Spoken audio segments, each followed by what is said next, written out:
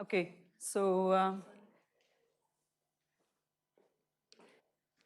I saw a lot of groups trying to finish their analysis before tea, so that's very encouraging. This is the data from one of the groups, okay, and what has been plotted is there is one set of observations, observation 6, that is in blue, all right, and the average is in red.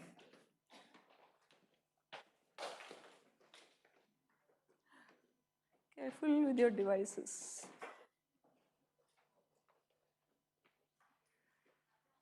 So here are some of the results. This is one person doing the experiment, one particular person, whoever this observer 6 is. And then what they did was to find the average of every row and plot it, and that is in red. Okay, so what do you notice about this? Can you notice something immediately? More concentrated but similar graph. Okay. Yeah, that's true. Anything else? What happens when you average out the results? What has happened?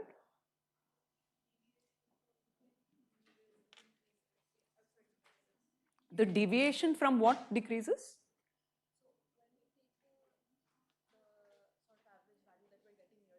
Yeah, that's right. Yeah.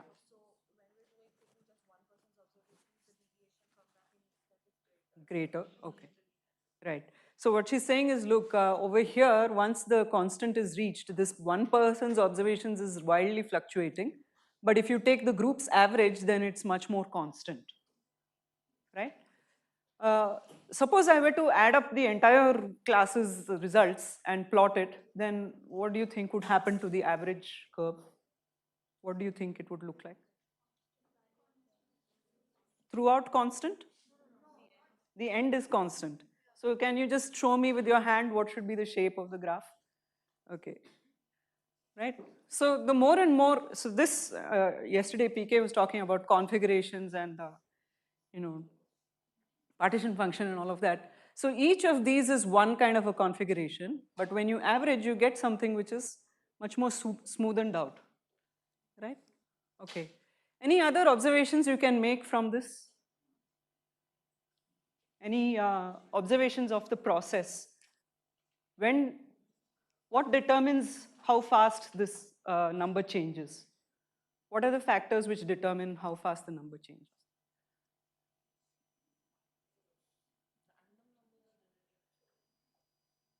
Random numbers are generated, so it should be completely random.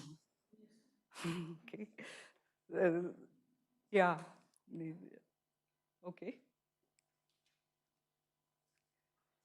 So when does it stop? When does it stop changing? When does the number stop changing? Okay, that's in terms of time. But what do you, this is exactly half of 10, right? Around 5. So what has happened? What has happened to the number in each box once they become equal? So once they become roughly equal, then the concentration stops changing, right? So what do you think would have happened if the difference, if I had started with 20 chits of paper in one and 0 in the other? Would it change faster than what you see here? Here it's dropping fast. What do you think would have happened if I had started at 20? Slower? Okay, okay. So fine, I cheated a little and I did this whole thing on, I did it by hand also, but I also did it on Python. So I'm just going to show you what happens. Okay, not only did I use Python, I also used AI to program the whole thing. But yeah, since I'm a teacher, I can do that. Okay, so these are the results now for, what are the numbers? 10, 25, and 45. Okay.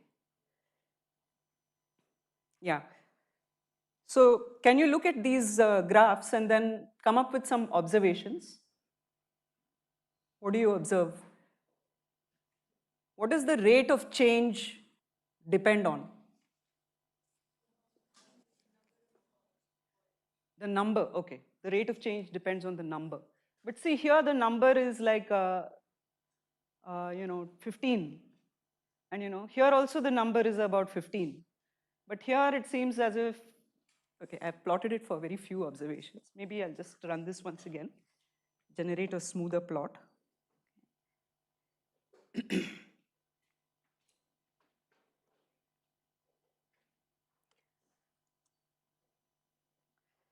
so that's much smoother.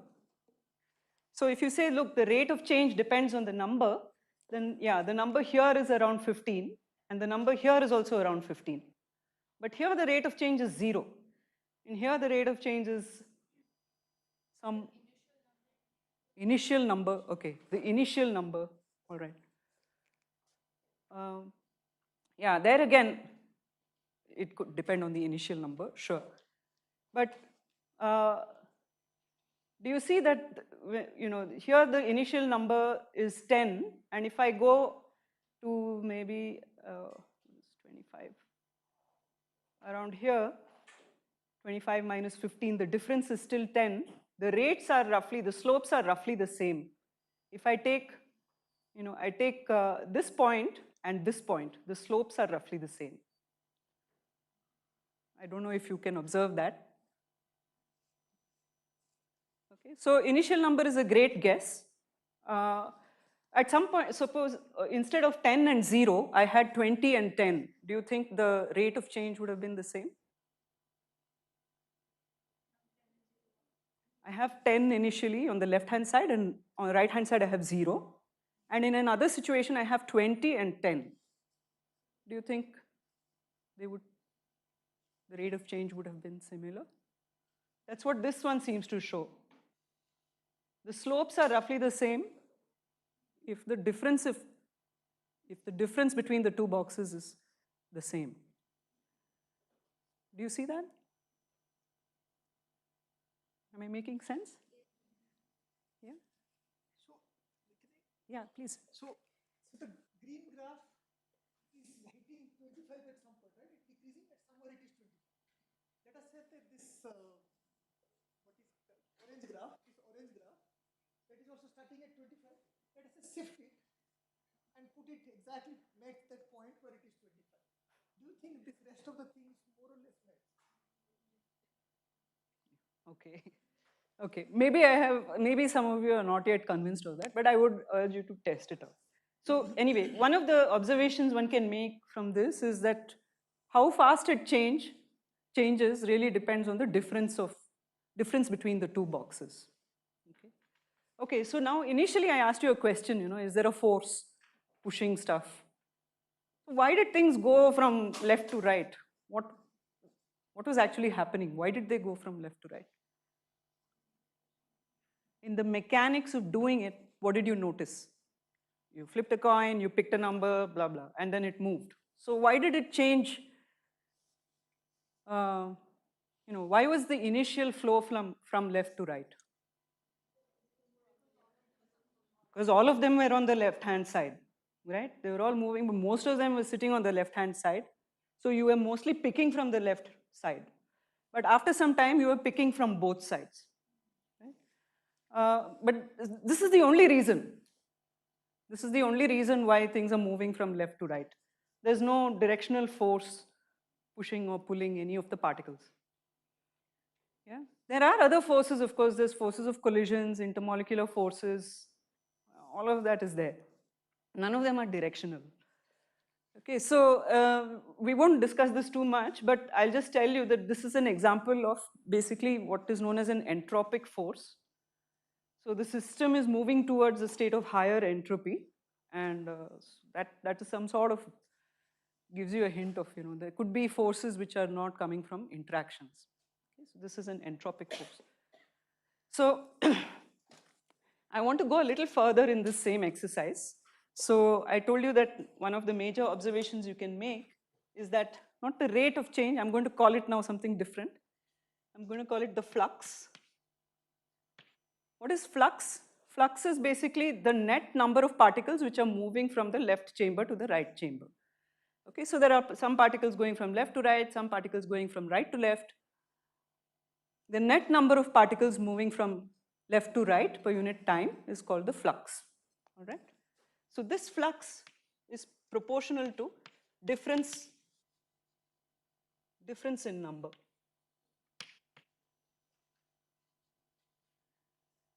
Are you okay with this statement?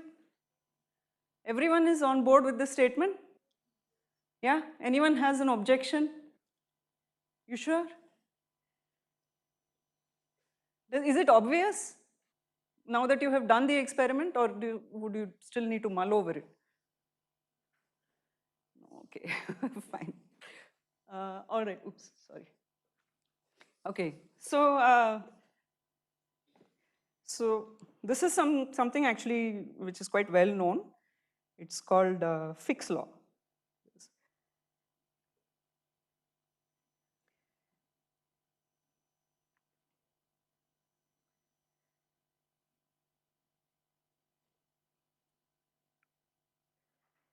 Okay. So perhaps what we are observing here is Fick's law, maybe. Fick's law is a famous law in the context of diffusion. Okay. Here we have only two chambers, and we have particles which are moving from one chamber to the other chamber. Okay. And we have shown using our observations that flux is kind of proportional to the difference in the number. Can you show this? How would you show this? Using your data, can you show this? We have this data. Can you show that this rate of change is proportional to the difference in number?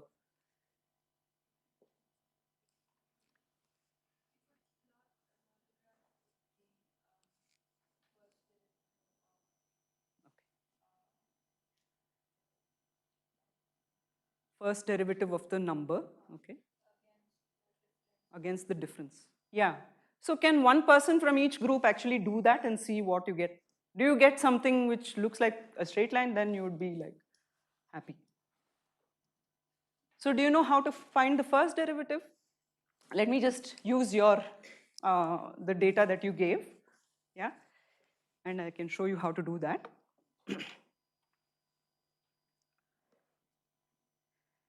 Okay, so here it is. I'm just going to remove this for the time being. These are the averages. Okay, so I'm just going to take the difference between this and this. Okay, and every unit of time is basically just one unit, so I don't have to bother too much about that. So I'll just say that this is equal to, this is equal to H3 minus H2. Okay, and I'll say, yeah, is autofill. And in the next column, I'll plot the difference between the two. Now the difference here is actually, you haven't calculated the difference, but the difference can easily be calculated because there are only a total of 10 particles. So if there are n over here, there should be 10 minus n on the, if there are n in the left, there should be 10 minus n in the right side, right? So the difference is 10 minus 2n. Or, it could, you want to show that it's, yeah, okay, 2n minus 10. Okay, so I'll just write this as 2 into H3 minus 10.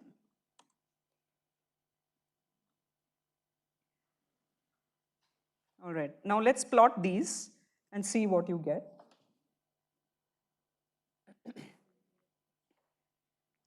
Format, insert.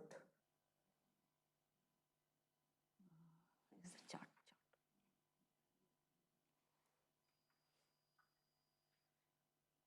Data key.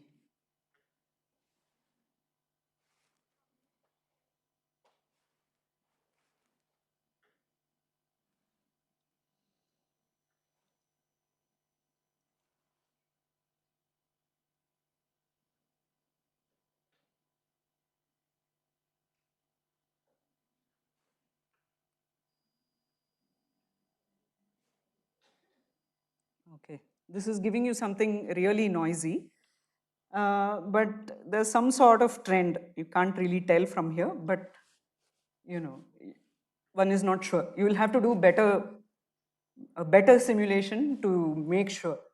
Okay, so I'm going to use my cheat Python program and I'll plot the difference. So what I'll plot is the average into 2 minus 10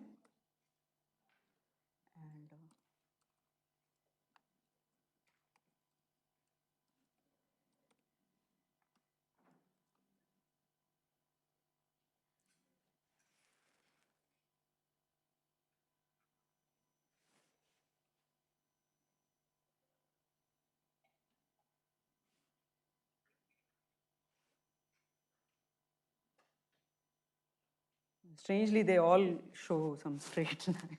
They all show you that it's exactly the same.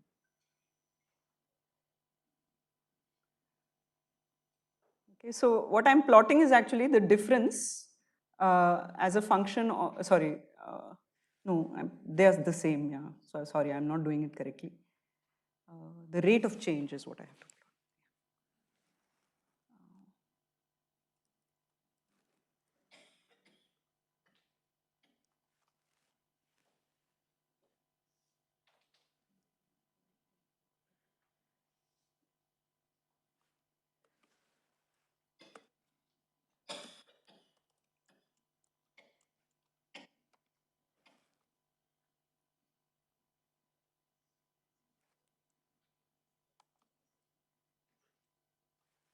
Okay, so this is actually the rate of change and I'm plotting it against the difference.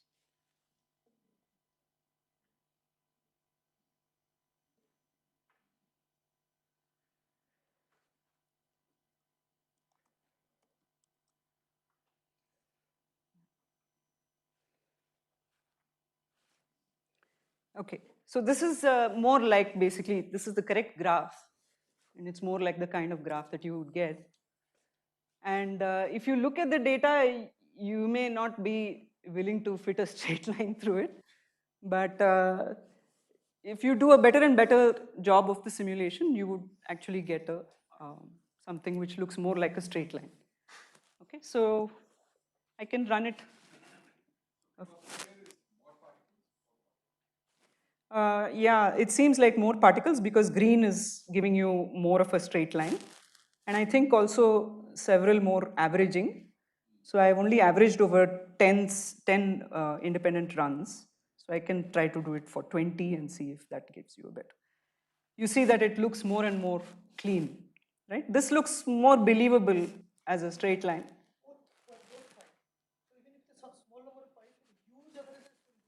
Yeah, both of them would be fine. Yeah, that's right.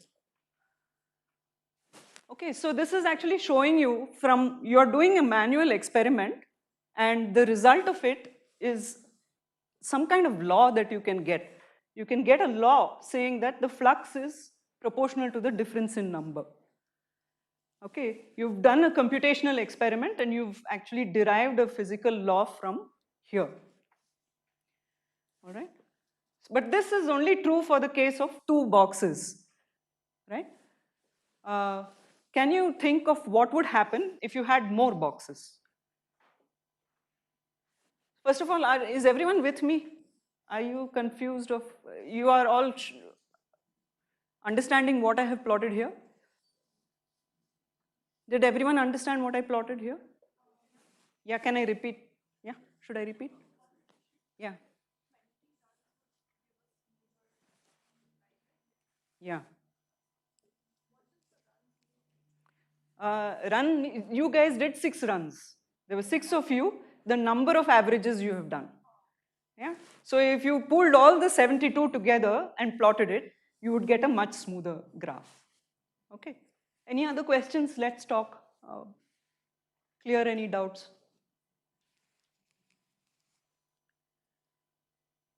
No? What have I plotted here? Can you tell me? What is on the, don't look at the axes because I haven't changed the axis labels.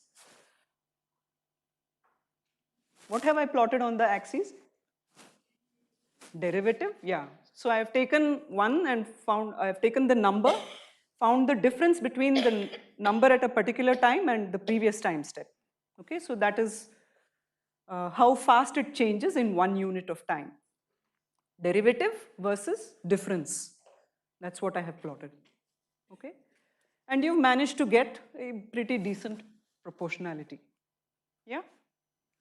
Okay. Can we extend this now and ask, suppose I had done the same activity with 3 boxes, then how would that would that have to be modified? How can we try and understand? So now I have 3 boxes, okay? And at some point of time, of course, there may be like 5 particles here and 2 here and maybe 1 here or something, right? So let's forget this for a minute. And let's ask, how does the flux of particles going from this box to this box? That depends on the difference between these two, right? And similarly, the flux of particles from this box to this box, again, depends on the difference between these two. So the net rate of change of particles from here would depend on the sum of the fluxes, sum of the differences from this, between this box and this box. Is that acceptable? So suppose I were to write down an equation, okay, for this. I'll take this box, I'll call it N2. The number here is N1, the number here is N2, the number here is N3. Then I can write down an equation. I can say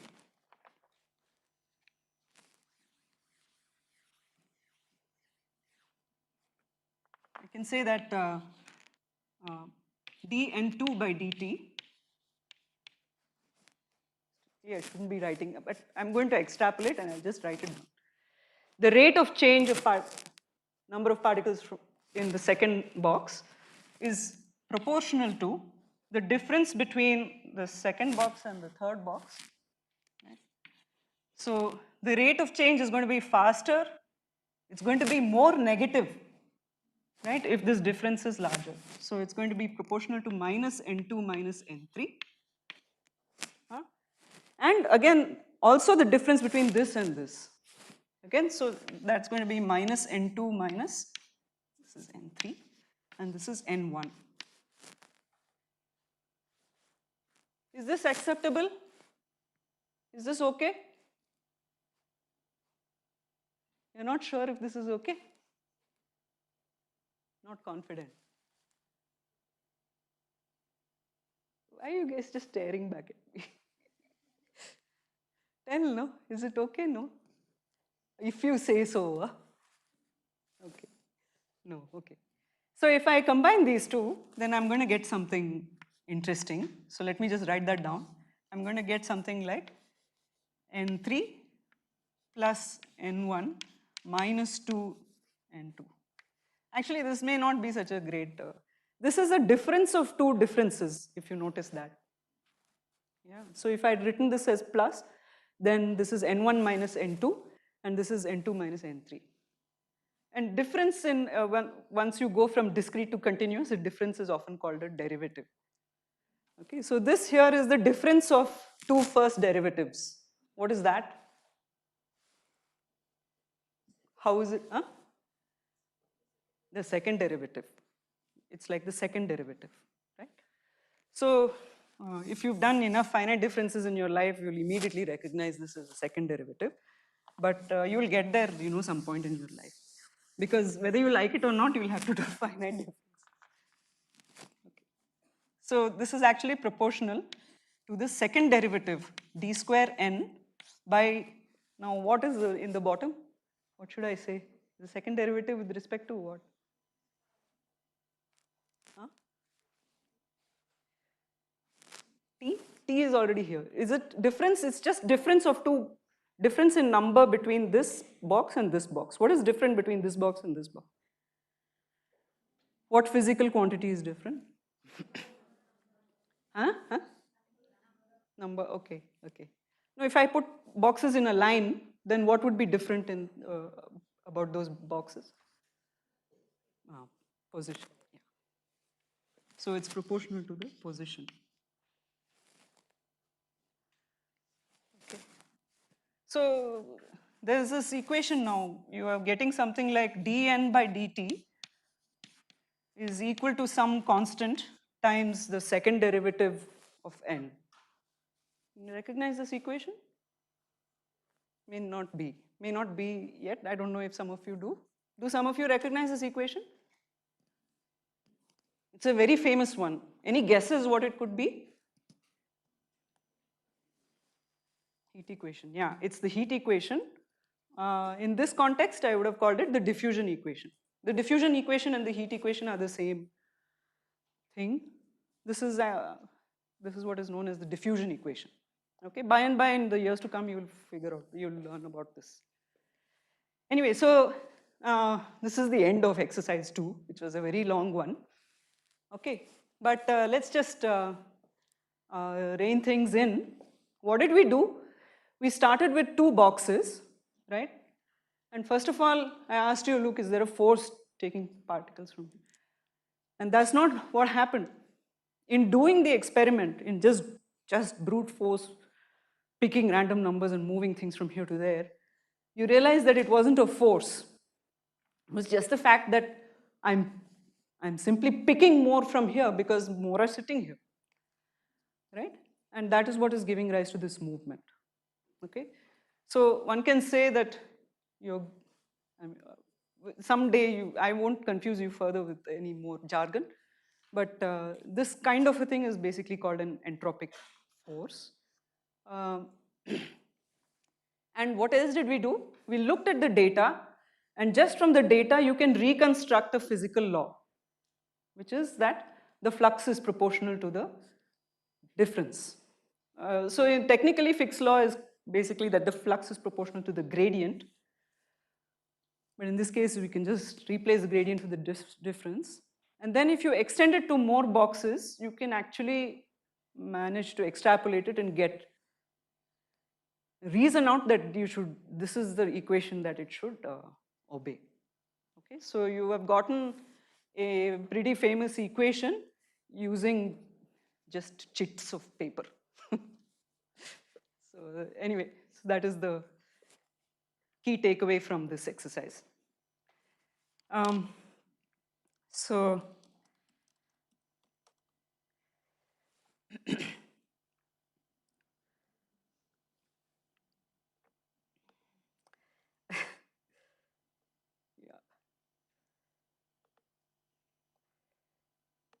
okay, so you get this is what you get with many boxes.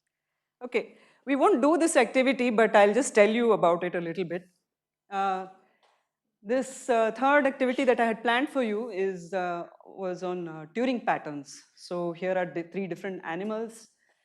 On the left side, you have a zebra, and you can see the fantastic stripes on the zebra's body. This is my cat. His name is Mirza. You can see the patterns on his coat. And you know who this is? Alan Turing, okay. Yeah, that's Alan Turing because I said Turing patterns on top. I shouldn't have said that. And there's another pattern. I mean, there are patterns. We also have Turing patterns. We have 5 fingers, all equally spaced, right? If you look for them, there are patterns. What you can notice on my cat's coat is that when the area becomes smaller, like on the legs and hands and all, the patterns become stripes. Like on the tail, you have stripes or rings, right? But as you go to the body, they become spots. Do you notice that? Okay. This is one of the many predictions of Turing patterns. So Turing wrote a paper in 1952. Of course, he is most well known for using computers, for being the person who sort of laid down the rules of computation. And also he was a very practical person who built computers. He built computers which were digital and used a stored program, used vacuum tubes.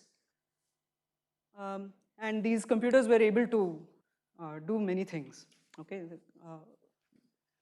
So later on in his life, No, actually, I would argue that throughout his life, he was always interested in nature. And he was interested in very many things, like how do we think, how does the brain think, uh, how are we different from machines, all of that stuff, laid down the laws of AI as we know it right now. But also a very practical person. So the activity with the two boxes, I was inspired by looking at just this example. Uh, he wrote this paper called The Chemical Basis of Morphogenesis, which is essentially the theory of how zebra gets its stripes, how leopards get its spots, how cows have these dappled patterns on their coats, and all of these kinds of things. Okay. So Turing talks about pattern formation as a breakdown of symmetry. And he proposes that there are two morphogens, a chemical species, X and Y. And initially, they are completely homogeneously distributed. And X and Y are these two species which can diffuse. Okay? But in addition, they also are produced. There is a slight positive feedback. So if there is more X in one particular position, there is a rate of production, 6X minus 7Y plus 1, which increases the rate. So if there is more X, then X will be produced at a larger rate.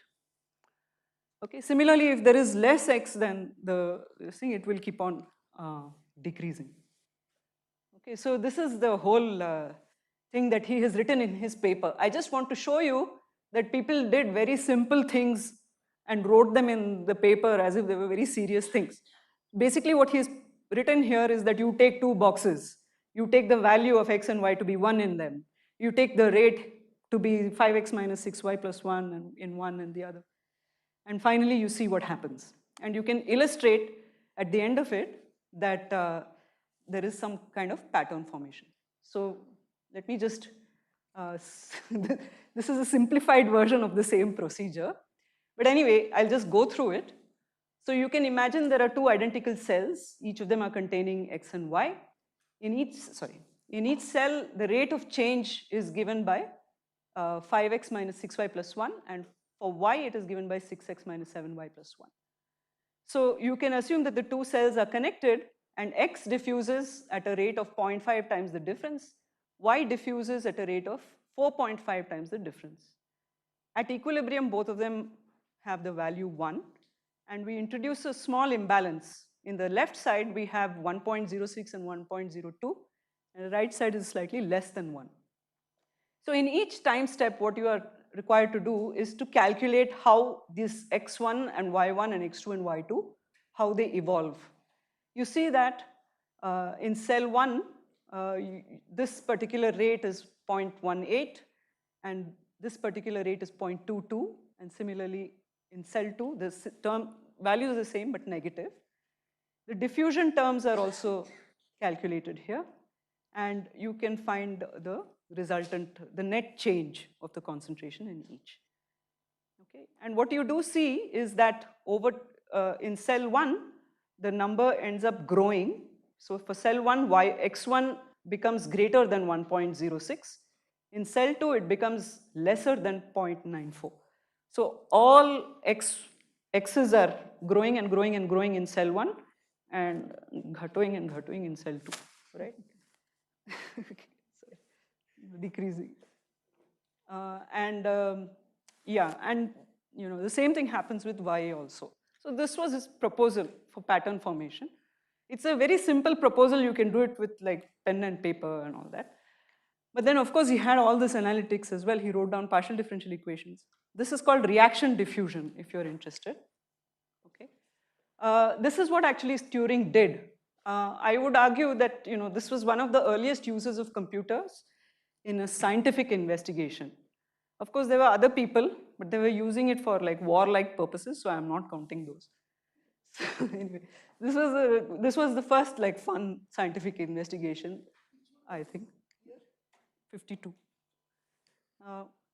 Yeah, so he proposed this mechanism called the reaction diffusion equation. He didn't run them on his own machine, but something which was commercially available back then, which was this Ferranti Mark I, and basically used the idea of finite differences to simulate the evolution of PDEs. Okay, so PDE stands for partial differential equation. So this is what he did. And these were the results which were churned out of the computer. These were the numbers that appear, you can see in his paper, which is freely available. These were the numbers which were churned out by the program.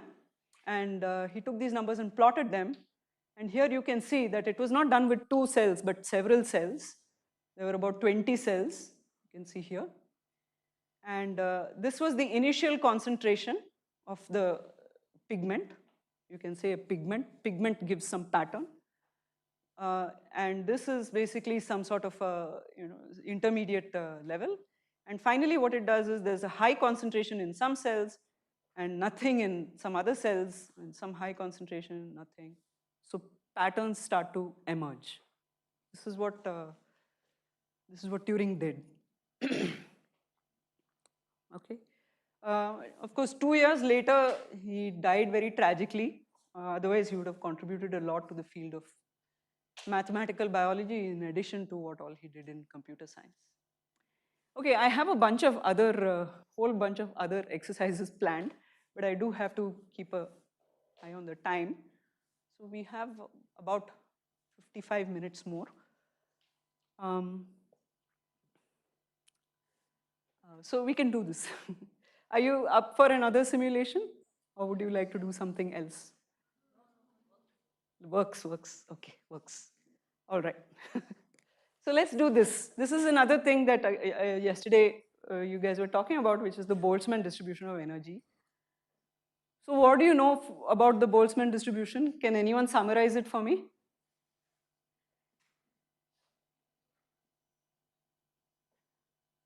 Anyone?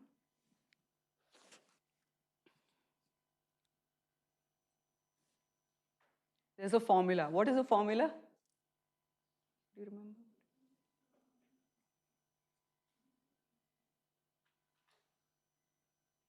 Don't remember. Okay. I don't know what this is for. I think maybe this is for the same.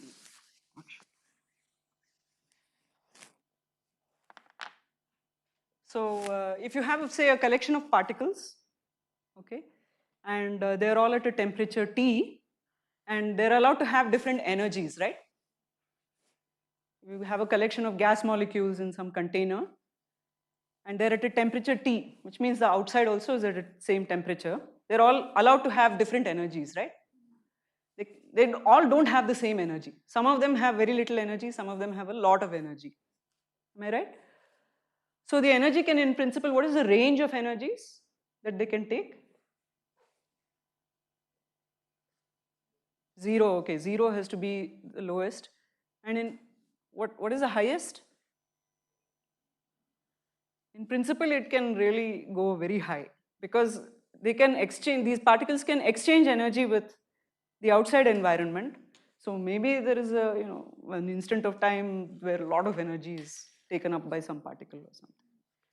So in principle, it can go very high, right? So there's a whole range of energies.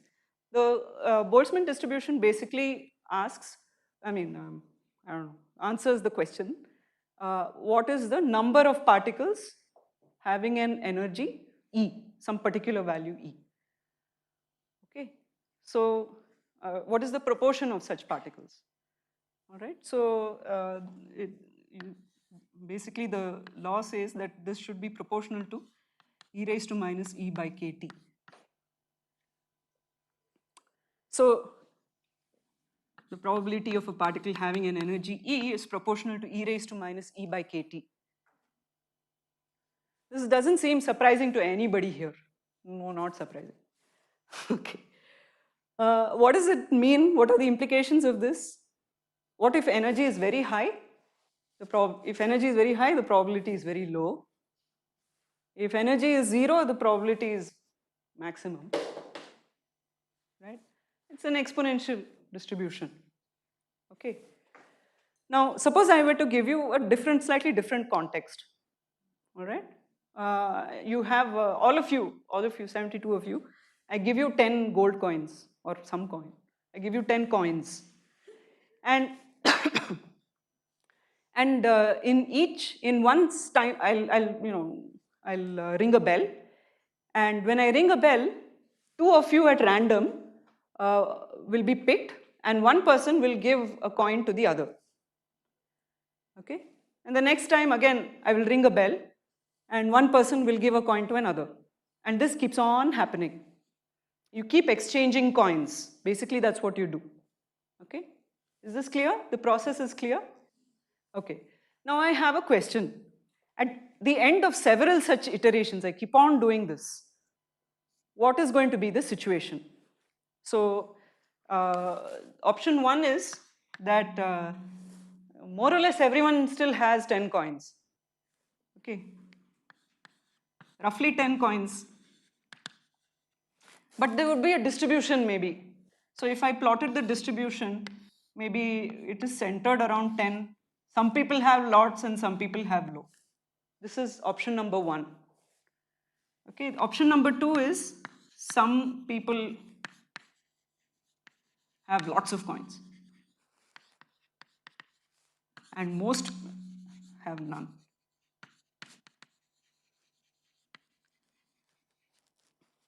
Okay, so that would correspond to something which is like some people have lots of coins.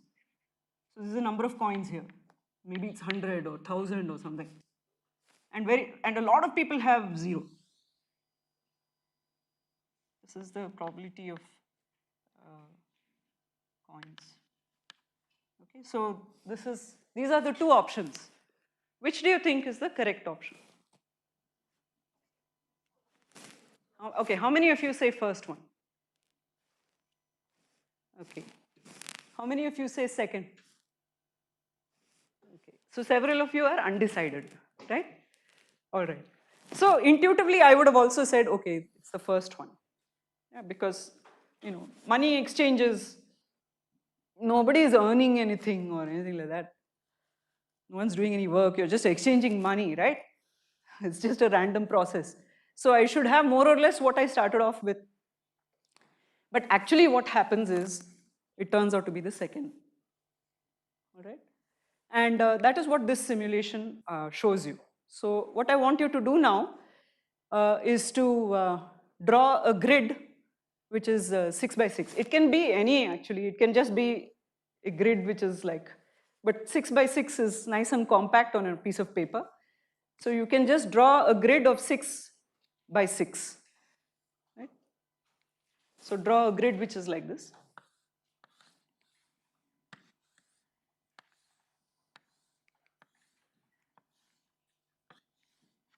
1, 2, 3, 4, 5, 6, and similarly I have 1, 2, 3, 4, 5, 6. And in each, I'm going to place some token. Maybe you have some peanuts or something with you. That would be fantastic. Otherwise, just place a piece of paper, something in each. So I have 36 bits of paper and I'm going to place them here. I think I'm overdoing this one. So I'm just going to place one in each, okay? Yeah? Okay. So far you're fine with me, just listen to me for now and then you can start doing it. Okay. So now what you have to do is, you have to choose one site at random, any one site at random. How would you do that? Huh? Say again? Random number generator. You can use the same random number generator twice, right? It gives you two numbers, so you go to that particular coordinate. So suppose you get 1, 1, you go here.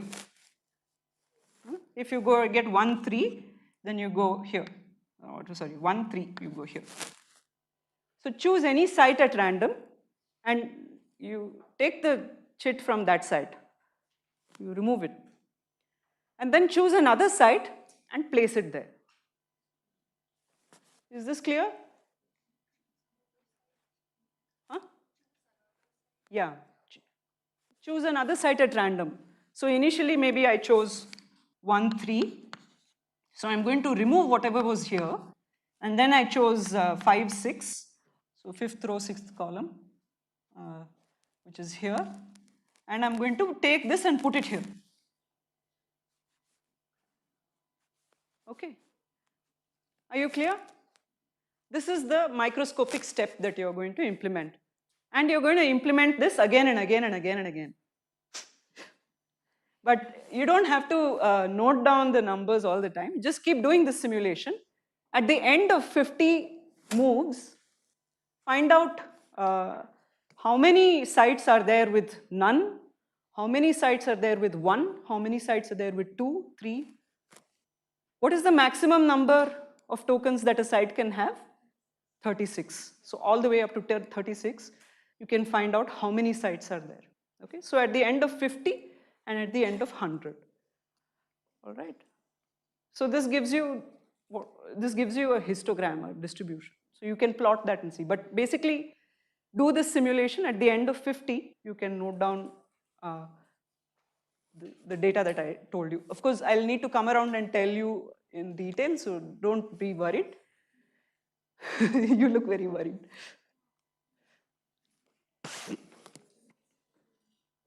Clear what to do? Are you clear? Explain once more. Okay, I'll come there and explain.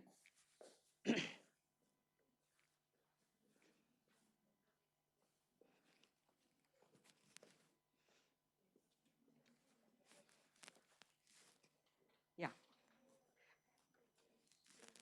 Oh, this is a tiny grid. You'll have to draw a bigger grid so that. So you make some 36 small little chits of paper. Place one in each. Then you pick one site at random. Anyone. I can pick it. No, use Google. Random number generator. Yeah, use Google. And pick 2 numbers from there and you'll get the coordinate. Can you give an example? Like you use it and between 1 and 6. Okay. 3 I got. 3. So 3 is the row. And generate one more. Okay, 2. So it's the first row and second column. Okay. Then take the chit which is here and then choose another site just like this. Just like this, and I just put it there. That. Place it there. If there is nothing, then you just do it again. Okay.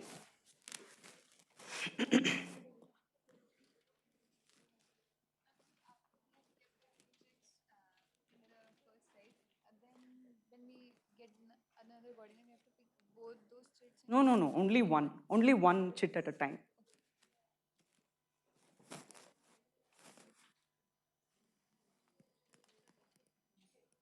Yeah, you're not clear. You look confused. You all can now you don't have to do it individually if that makes it more fun. Maybe 2 people at a... Yeah, you can do it together so that you don't feel so alone in all of this. Yeah. All right. You have to make tiny chits of paper. We'll just use. Yeah, oh, fantastic. Okay, you just mark there. So what you have to do now is, you have 6 basic, this is 5, no? Number of rows is 5. Yeah. So you can use the random number generator to pick a particular point at random. So how do you do that? You would have to generate 2 numbers between 1 and 6 and go to that particular row and column.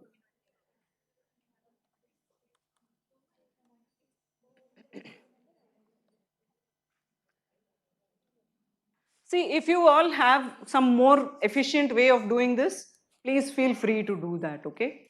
I'm not like particularly attached to using pieces of paper or anything like that. If you feel like it's much more easier to just write down, it's fine with me. All right, just do it the way you think is good. Okay, so now once you pick a site at random. So which is it? 2, 3. Okay, so now pick another site at random. 2, 6. So this will reduce to 1, 0, and this will go to 2. Yeah, and repeat this. And if we get this site again, what do we do? You'll go to another site. You do the same thing again. Okay, if it's empty, then you don't have to move anything.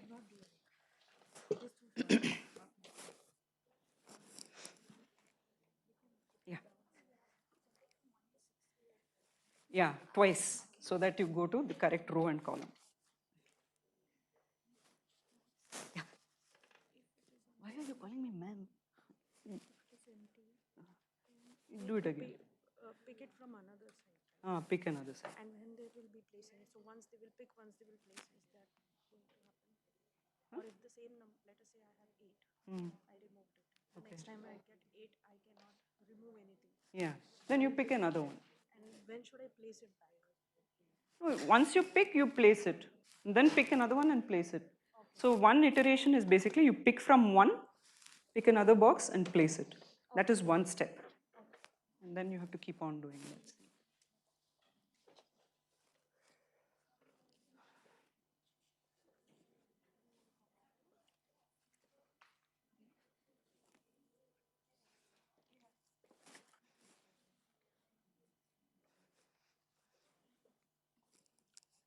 Anybody has any confusion?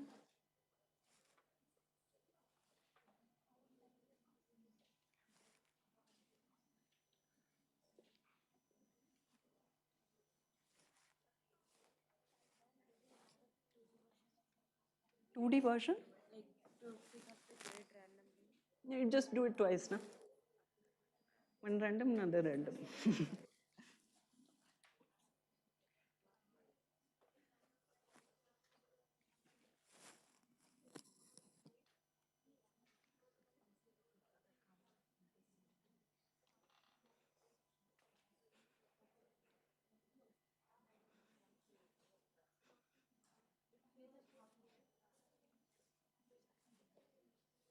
We have to put it in the half of the square, right?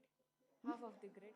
No, no, no. One in each. So let me. So 36 bits we have to do. Yeah, 36. Oh, I just did it for half. No, I have to fill that to remove the confusion. Put in all of them. This entire thing is filled, okay? I got lazy and I didn't do the rest.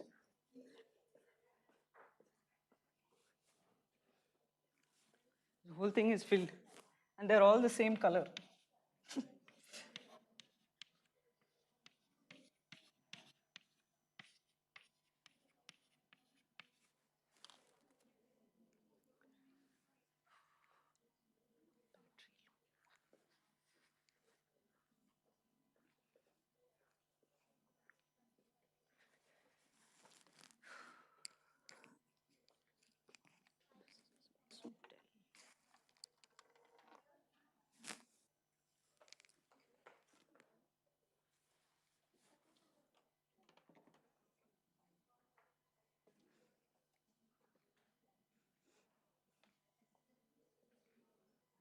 Cool, yeah. So I see that a lot of you have plotted the distribution and you get this one.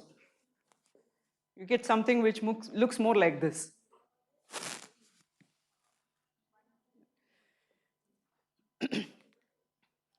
Perhaps because you're in first year, you haven't experienced it, but when I first saw the derivation of the Boltzmann distribution, I really had no problem in believing it.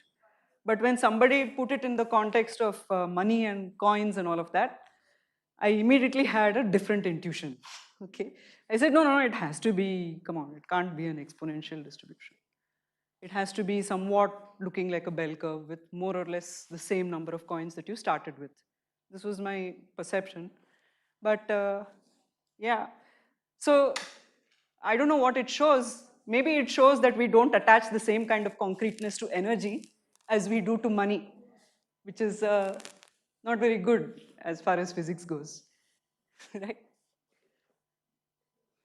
Anyway, so a surprising result. Several of you were surprised by this. Why does it happen? Why like that? The short answer is that this is the distribution which maximizes entropy.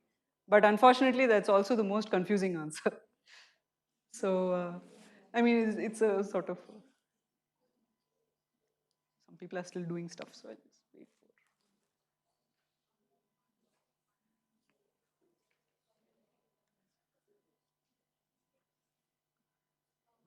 Yeah.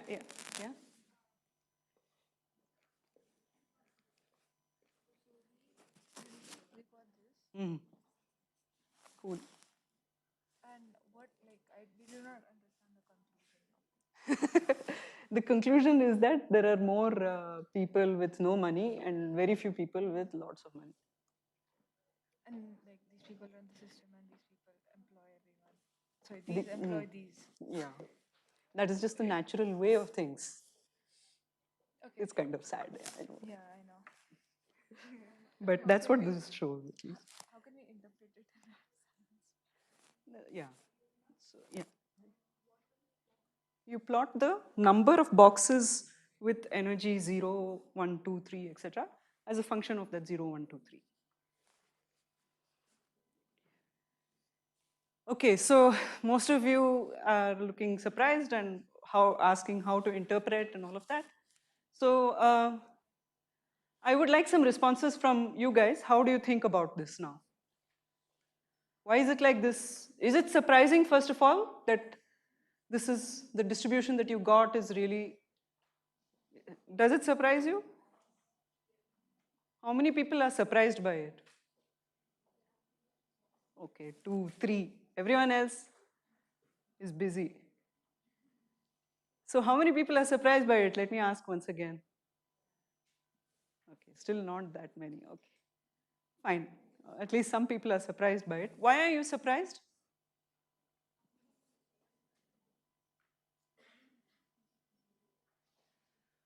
Okay. Do you think you can change this? See, this is a simulation with some discrete values of energy. As in, I'm treating one coin as one quantum of energy. Okay, right? So I'm saying that, look, a coin is equivalent to energy, and I'm treating one coin as one quantum of energy. But is there any other system in which a similar exchange of energy can happen, which you are more familiar with?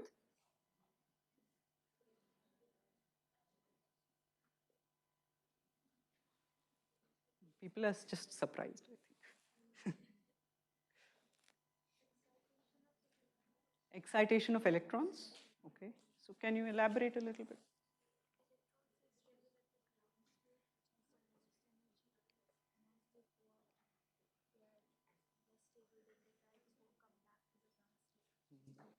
Yeah. So there are lots of electrons in the lower energy states, and as you go up, there will be less and less. Yeah. And you're saying it's discrete, so it's like excitation of electrons. Yeah. That's correct. Anything else? Where there's maybe a continuous value of energy? Can you think of any other system? So let's just say gas molecules or something in a box. How do they exchange energy and collisions? Okay.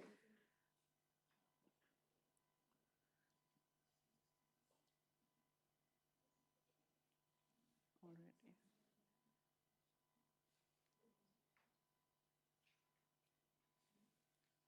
right. Gases expand? Okay. That is true. But we are not opening any containers here. Yeah, so in a system of gas molecules, you have several particles with a whole distribution of energies. And when they collide, they exchange energy with each other, right? Is the total energy conserved in that system? Yes? Is it? Okay. If you keep it in a dabba which is closed, but it's made of steel or something, total energy is not necessarily conserved. But you can imagine that it is conserved. Maybe you keep it in some very well insulated box, right? So this is similar to that system in that sense. Yeah, you're not getting energy from outside, and you're not also giving energy from outside. All right. So this is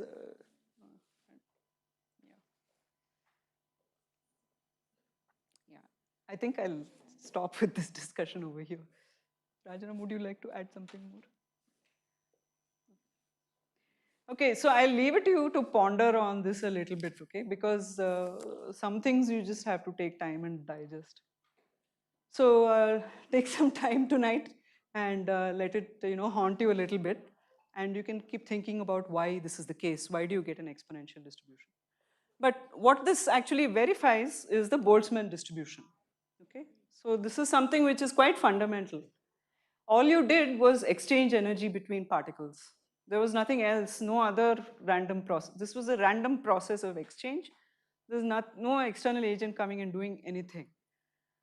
So one can ask, what happens to this distribution? What would happen if you kept on doing this exchange? Would this change to anything else? No, it would remain as it is. Yeah, so this is actually the equilibrium distribution of energy. At equilibrium, at very long times, this is what you would end up with. All right. Okay, I had a bunch of other, I had this PK's favorite percolation problem, but I don't think we have time for that. And I also wanted to show you how to use Scratch. I have 5 minutes, so perhaps I can show you how to use Scratch. Should I, or maybe leave it for tomorrow? Or we have 2 more hours tomorrow. You can start today. All right. Yeah. Great. I like that. Okay. So I'm going to show you the interface of Scratch. Scratch is a programming sort of, not a language actually. It's just a platform on which you can learn how to program. And it has all of the essential elements of programming. What all you need to write a program, Scratch has. So let me show you what it looks like. You can go to this website. It's called mit.edu. Just search for MIT Scratch and you'll end up with this website. Just start with something new template. And Scratch has a cat here, which is also called Scritch. This is called Scritch. This is a Scritch.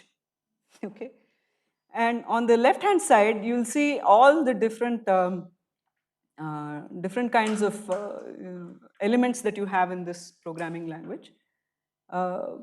We'll focus on this control. So in a programming language, there are very few things that you really need to know. Whatever the programming language is, you need to know how to define variables. So you need to know about these variables and different kinds of variables. Variables can be, I can have a number as a variable, a vector can be a variable, a matrix can be a variable, right? Any number of different kinds of mathematical objects are there which can be. So what are the different kinds of variables that there are? So that is the first thing you need to know, how to define and store a value for a variable.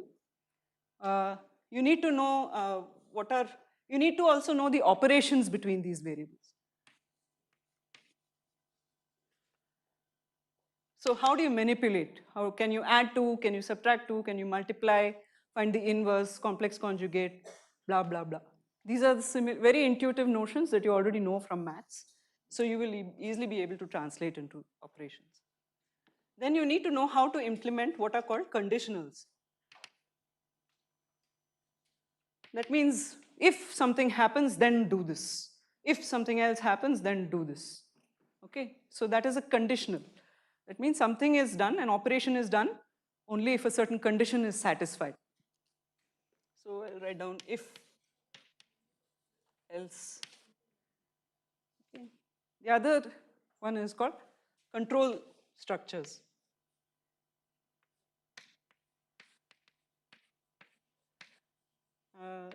Otherwise called loops. That means you have to iteratively keep on doing something. So this particular, all the exercises that you did today, you took one little element, one small step, and you kept on repeating the same step, right? So that would be classified under a loop. That's a loop. It's in loop, it's on loop. And once you get slightly better at programming, you will also learn how to define your own functions. So there are some inbuilt functions in all languages, but you can also define your own functions. And Scratch contains all of these elements, okay? So if you see here, there is a dot which represents variables, right? So you can define a variable. So let me define a variable called position, okay? So I'll You can also follow me while I'm doing this.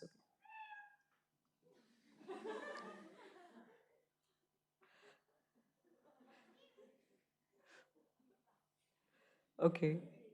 So you can define a variable, yeah, and you can give a value to it as well. So set position to whatever, some 100, let's say. Okay, so and what I'm going to do is I'm going to take this and drag it and drop it here. So it's a programming language which enables you to drag and drop. So I'm going to drag this in. That means in my main program, I have defined a variable position and I've set it to 100. Okay. And you see that there are different kinds of things in Scratch. You can change the variable by some element, by some number. You can also print the variable and or hide the variable. You can make a more complicated variable, which is a list. A list is like a vector.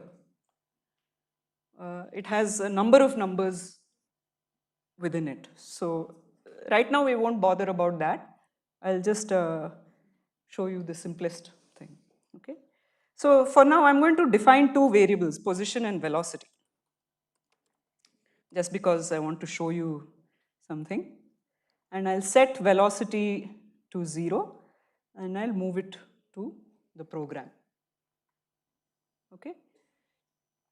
I'm going to define a third one because I'm mysterious like that. And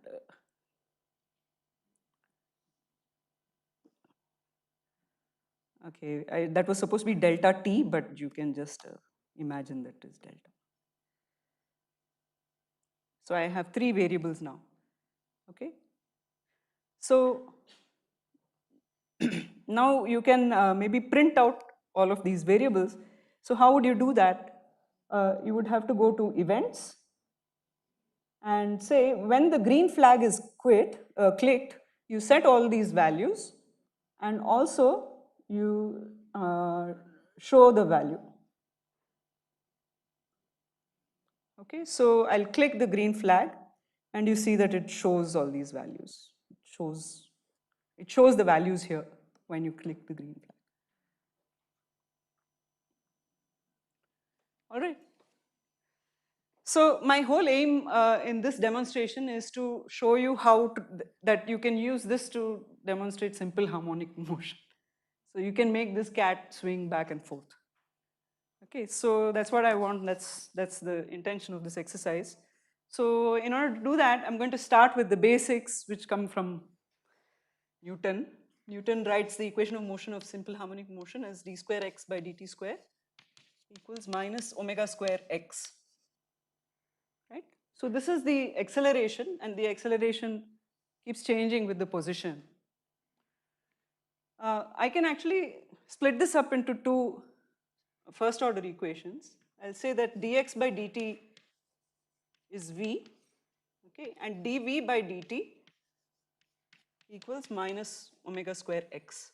For now, I'll just set omega to 1, and because I don't want to complicate things, I'll just say that these are the 2 equations that it sets it up to.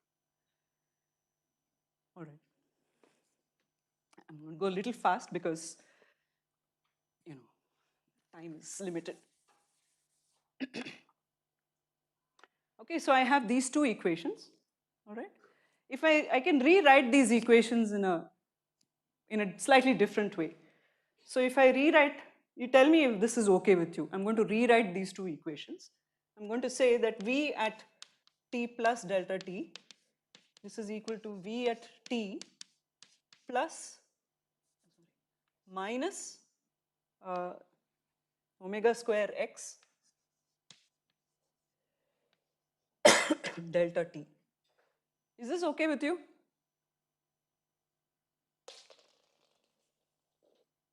Look at this equation. Do you feel it's all right? This is omega square x at t. Is it okay? Yes? No? Does it sit right? Huh? Yeah, okay, I'll keep this minus omega. Yeah. Now is this okay? No? Yeah? Okay. all I had to do is write this as V at t plus delta t minus V at t, and the denominator would have been delta t. Fine or no? Okay, fine. And this second, this equation I can write as x at t plus delta t equals x at t plus V at t times delta t. These are two equations. So I've just rewritten these two equations in this way. This is all right? Okay, so now how do you go about solving, solving for the trajectory of a simple harmonic oscillator? Okay, so I just, what I'm going to show you is that essentially what we are doing is taking these two equations and iteratively finding the new value of V and X as a function of from the old values. So I have the values at the previous instant of time and I plug them into this equation and I find out the velocity and position at the new instant of time. So if I had the position and velocity at t equal to 0, so if I had V at 0 and X at 0, then I would have V at delta t, that is equal to V at 0 minus omega square X at 0 times delta t, and similarly X at delta t equals X at 0 minus, plus V at 0 times delta t, right? So from time t equal to 0, I've just plugged these values in and I've gotten what is the velocity and position at the next instant of time. And then I will take this and plug it in again and find the value at the next instant of time. Keep on doing this. Okay, this is how you would iteratively think about solving Newton's equations. So that's what I'm going to do here. Just remove this.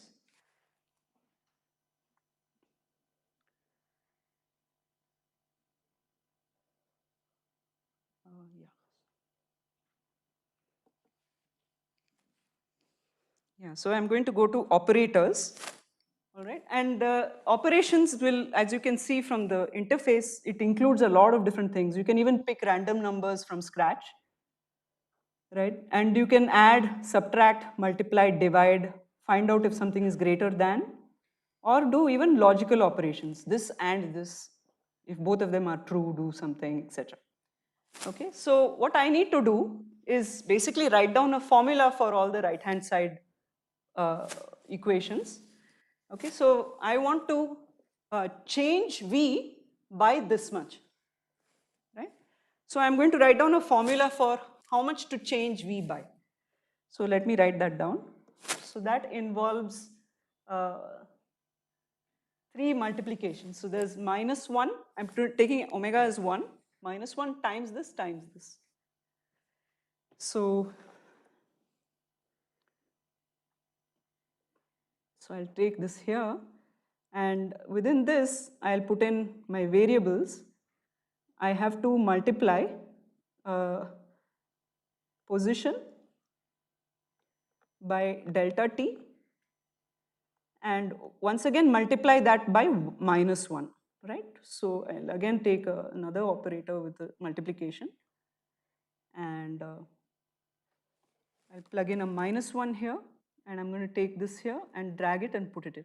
So in doing this, I've created a formula. It's -1 times position times delta t. And that's what this bit is, this bit here. Okay. Similarly, I'm going to do another one for this V. So once again, I go to variables. I take the position and I plug it in here, and I take delta t and I plug it in here. Okay. So let's implement this first step first. What I have to do is change this variable by this and change this variable by this. Right? So I go to this, I drag this over here, and I say change velocity by this, and similarly change position by this. Okay. So I have started with this position and this velocity, and then I have changed this velocity by so much and the position also by so much. This is only one time step. I have to keep on doing this iteratively. So in order to do that, I put it in a what is called a repeat loop. You look at these repeat 10 times. This says repeat forever. And I think that is what I like. I'm going to repeat this forever. So I'm going to take this, drag it and drop it here. Okay, and put both of these steps within this loop. All right. Now, this is fine. What I need to do is actually make this guy move this side to that side. So I'll go to motion, okay? And first I will say, look, you take this scritch, sorry.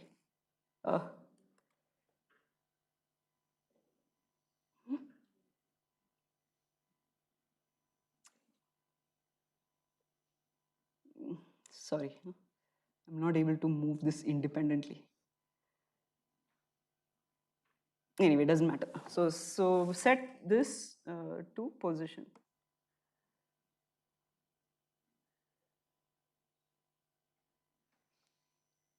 So I've first taken the scritch to the original position.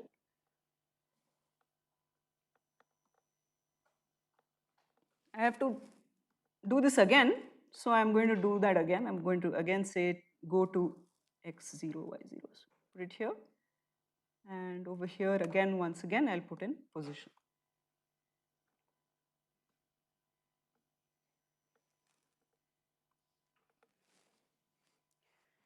Okay.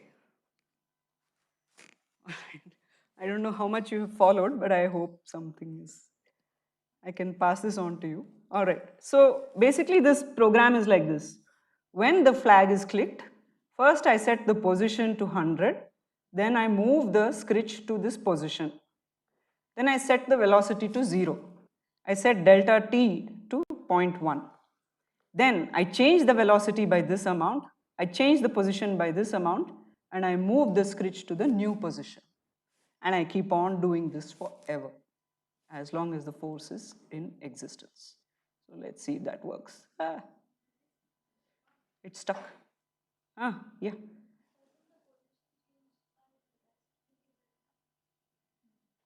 Oh, you're so right. Thank you for telling me that. Yeah, that is exactly what the problem was. Thank you very much. Yeah. So let me stop and do it again. Okay. So the script is. Okay. So this is a simple mechanics problem. And you haven't put any sine cos or any kind of trigonometric thing here. All you've said, see, even if I've solved the simple harmonic equation, motion equation 100 times, I'm still a little amazed by the fact that it oscillates. Okay, because you are applying a very local rule that the force is proportional to minus displacement, and you are getting this oscillatory motion. So I would argue that you can do any kind of mechanics using this simple interface. Yeah, you can make a planet go around the sun. Yeah, you can put in the forces. All you need is basically find the Vx, Vy, and x and y positions, right? So instead of just a single position and velocity, you have two components of position and two components of velocity. So all it does is increase the number of lines, but you can do it in principle. So take your favorite mechanics problem, whatever it may be, simple harmonic motion, or Earth going around the sun, or I don't know what else, free fall. Yeah, the canonical ones, or even some complicated ones if you want. Okay, and try to solve it using Scratch. Yeah. Yeah, that kind of ends my discussion for today. I just wanted to end with one slide, which is Sorry, I'm taking a long time, I know. The velocity, Yeah. once it modifies, in this one, no, here it is correct, but here, because the velocity has already been modified, the second one, is it using V0 or V delta T? Because Yeah, V delta T, yeah. should have been V. But it really, for small enough delta T, it wouldn't matter. Yeah. Okay, so you can ponder over this at lunch. What does it mean to do? Today, what you did was computational thinking. Okay. In my view, what it means is just to take a very natural process and discretize it, break it down into the smallest steps. So you can do some reflection today, think about what it means to think in a way, think in this computational way, and also do this. Okay, so thank you for your patience.